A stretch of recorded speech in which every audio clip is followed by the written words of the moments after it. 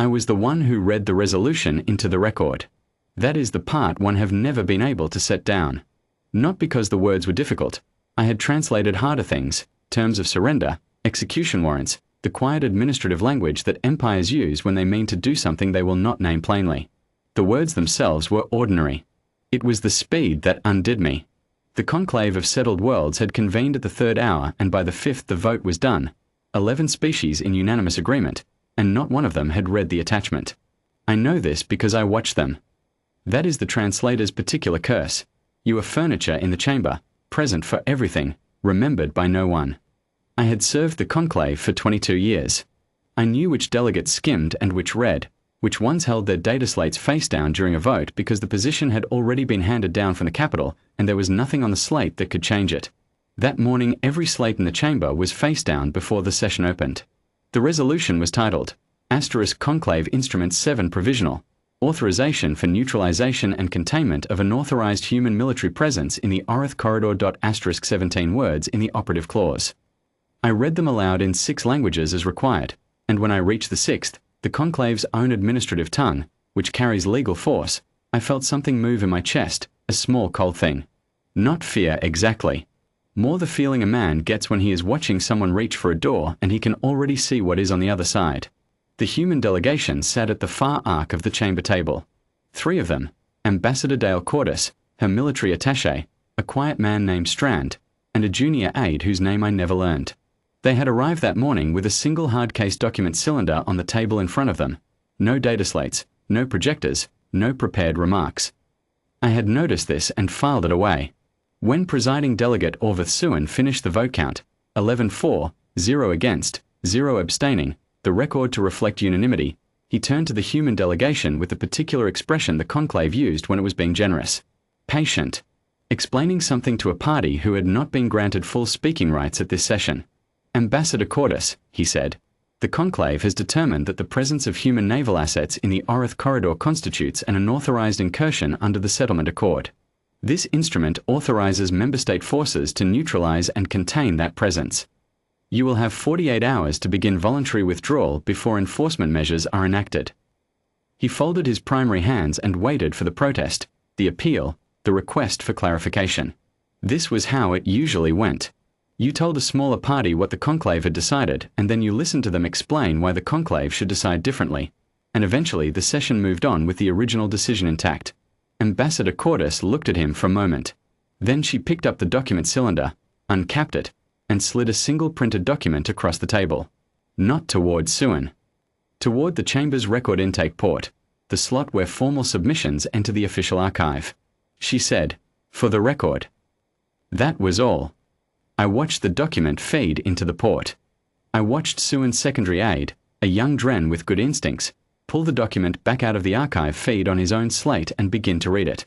I watched the color change in the membranes along his jaw, Dren go pale in the jaw first. It is one of the things you learn, and I watch him lean towards Suin and say something very quietly.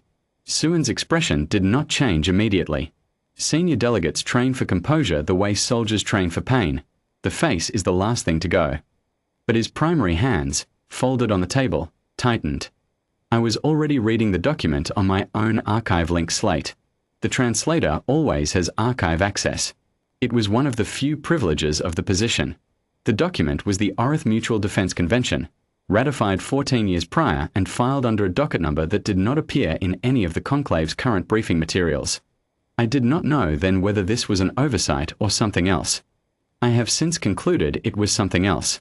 The convention had been filed, correctly, in the conclave's own treaty archive. It had simply never been summarized for a session brief, because no session had ever moved quickly enough to require it. The conclave was not, generally speaking, an institution that moved quickly. Article 11 was the clause that mattered. Any conclave instrument designating human military assets as subject to neutralization or containment shall constitute, upon ratification, an automatic trigger event under the terms of this convention. Upon trigger, all signatory human military commands are authorized and directed to treat the Orith Corridor and adjacent transit lanes as an active defensive perimeter, to be held at full deployment strength until the triggering instrument is formally rescinded by unanimous conclave vote. Full deployment strength. I looked up from my slate.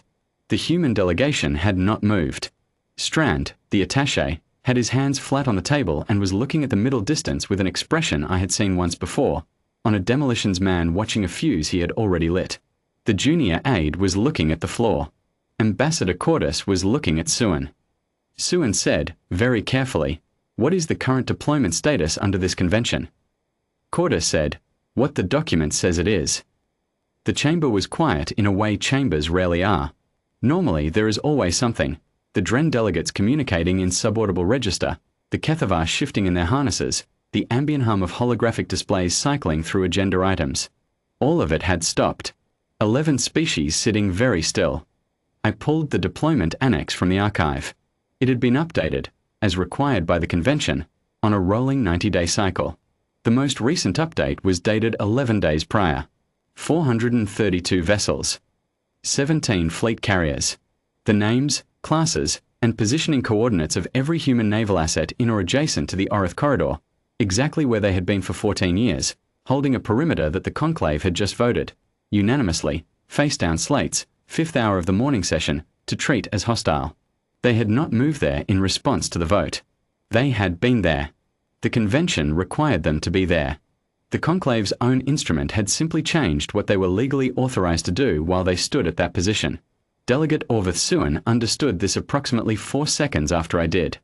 I watched it arrive behind his eyes.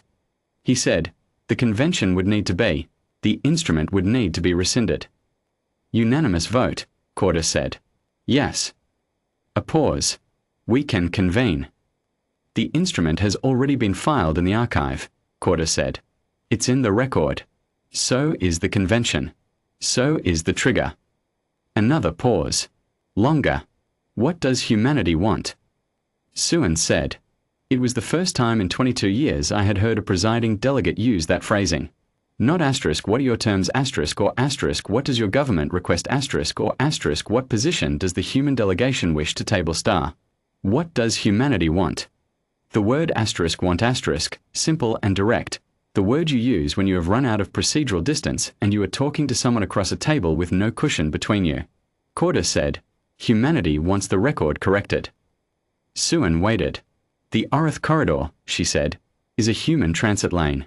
It has been a human transit lane for 60 years. The Settlement Accords Annex 4 lists it as such. The briefing your delegates received this morning did not include Annex 4. She paused. We noticed. The junior aide, I saw, had opened his own slate and was now pulling the settlement accord. Looking for Annex 4. I already knew what it said. I had translated Annex for myself, 12 years prior, when a previous session had nearly made a smaller version of this same mistake. I had flagged it in my personal notes and never heard back. If the instrument is rescinded, Cordis said, the trigger lapses. The convention resets. The fleet returns to standard positioning, which is where it already is, because it never moved. She let that sit for a moment. We would consider the matter closed. 11 delegates in a chamber that had, 40 minutes ago, been moving with the smooth confidence of a body that had never been seriously wrong about anything. Now they were looking at each other in the sidelong way that governing bodies look at each other when they need to reach consensus without being seen to ask for it. The Dren delegate made a sound that my translation software flagged as asterisk procedural distress. Asterisk the Kethavar representative had both sets of hands pressed flat to the table, a posture their species uses when they are actively suppressing movement. The vote to rescind took 8 minutes. Unanimous. The record was to reflect unanimity on that as well. I read the rescission into the archive in 6 languages, the same 6 I had used for the instrument an hour before. When I reached the Conclave's administrative tongue, the cold thing in my chest had gone. What was there instead was harder to name. Not satisfaction, not triumph. More like the feeling of watching something very heavy that had been balanced on an edge finally settle to the ground. The weight had always been there. It had simply now found its proper position. The human delegation left without ceremony. Cordis collected the document cylinder, capped it, and carried it out. Strand followed.